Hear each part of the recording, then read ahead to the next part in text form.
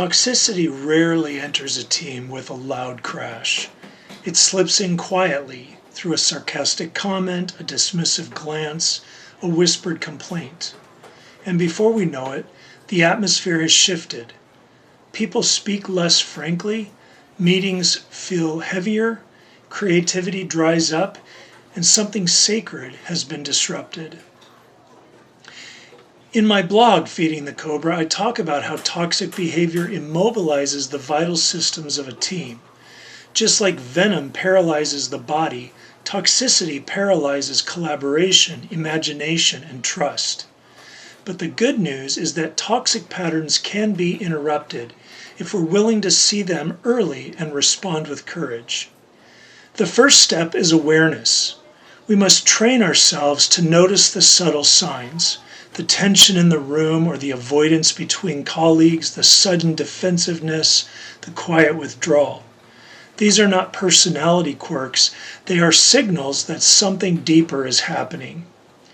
Once we notice this pattern, we must name it, not with accusation but with clarity, saying, I sense some tension here, or it feels like we're shutting down.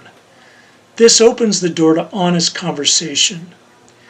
Naming the cobra is not about blaming a person, it's about identifying a dynamic in the team.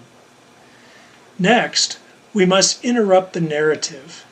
Toxicity feeds our unspoken stories, stories of fear, insecurity, or misunderstanding. When we pause and ask, what's the deeper fear underneath this, we shift the conversation from judgment to curiosity. Curiosity is the antidote to defensiveness. We also need to set boundaries. Boundaries are not punishments, they're protections.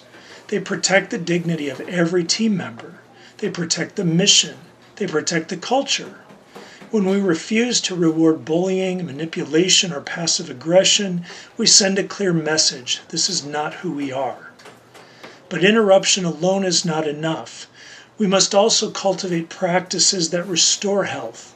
Practices like appreciative inquiry, where we ask questions that draw out strengths rather than weaknesses. Practices like communal discernment, where decisions are rooted in wisdom rather than ego. Practices like confession and repair, where humility becomes a shared virtue. When teams learn to interrupt toxic patterns early, they prevent the cobra from gaining power. They create a culture where people feel safe, valued, and empowered. And they become a witness to a different kind of leadership, one grounded in truth, grace, and growth.